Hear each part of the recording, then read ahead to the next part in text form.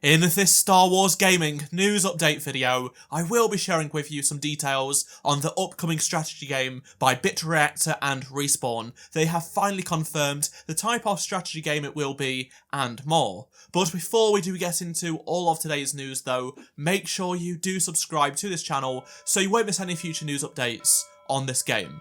So in case you aren't aware, Bit Reactor and Respawn have been hard at work on this strategy game for a few years now. Bit Reactor are a brand new studio that were founded by some of the lead developers on the XCOM series, and they hired a bunch of their staff from Firaxis, and they've been expanding, as well as even hiring some of the top people at Respawn on the Jedi Fallen Order and Survivor games. Every so often they do an interview talking about their approach to this game, and this new interview with PC Gamer has revealed even more details about this upcoming Star Wars game. So let's just get straight into it. So, to kick things off, they finally reveal what we all expected. The game is going to be a tactical strategy game in the same vein as XCOM. We assumed this based on the people that founded this studio and the amount of people that left Firaxis for this game. According to the developers, 50 members of the team so far, which is about a third of the entire studio, are former Firaxis developers and veterans of XCOM.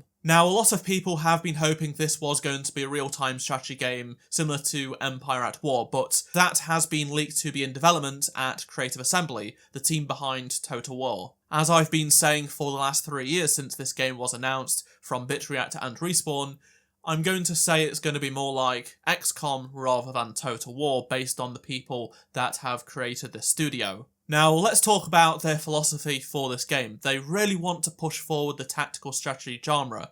They say that it has the most room in the genre to grow through immersion and storytelling, as well as visual presentation plus pacing. They just think it has a lot of space to innovate, and for them, they really want to focus on those sort of things. Greg, the CEO and co-founder of this studio, who is also the creative director and one of the main people that used to work on XCOM, said that there's this idea that depth costs you elegance, like if it looks prettier, if it's more immersive, if it's got a good story, well, something else got compromised. I say no, not really. I think you can have both. He also says that he doesn't think complexity equals depth, and I think that's those things that we're really focused on, differentiating the nuance between those two things. We've heard them talk about accessibility in the past, and they really reiterate it here that they really want to make sure that this is a strategy game that can appeal outside of those already committed and not diminish the tactical depth. There are tons of things we want to do in the game that are like building on things that we've been able to do in the past.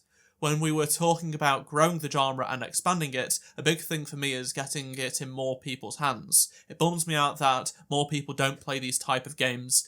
When we dig into that, we get into hearing these preconceived notions. Now, I can tell from the comments of my own videos about this game that people just open the video and comment saying, I don't like strategy games, I don't want to play strategy games, I don't care about this game. But they don't really offer any reason why they don't like them. I've asked, so I assume it's just something they're not really interested in. But this team really sounds like they want to make this game more open to people, so those that don't really enjoy strategy games or think they won't enjoy it will come into checking out this game.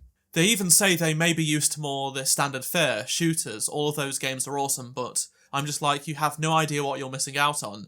There's this genre with very specific types of gameplay with new ways to experience stories and characters, and I know my audience, most people play Battlefront, they come from shooters, they don't want to try out a strategy game, but this team really wants to show you guys that with the story, with the gameplay, with the experiences that you can have, definitely check it out. Now on to some details regarding the relationship with Respawn and EA, because this is not actually being published by EA, it's being published by Respawn. We knew that they would be producing the game in some form, they would be helping out, but we have even more details. So Bitreactor are independent, but Respawn, who are known for their shooters, and now Jedi Survivor and Fallen Order with the action-adventure stuff, you'd not think they would be working on a strategy game, but they are doing it, and it comes in more of the cinematic, broad appeal of Star Wars games with depth, such as the Jedi games. They are bringing that knowledge over to this game.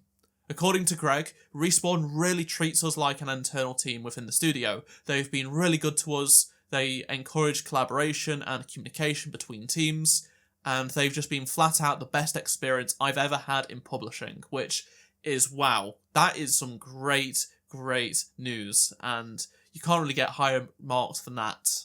Not only are Respawn publishing this game, but they are also providing major support for the otherwise independent studio, who have a close relationship with Lucasfilm because it is a Star Wars game.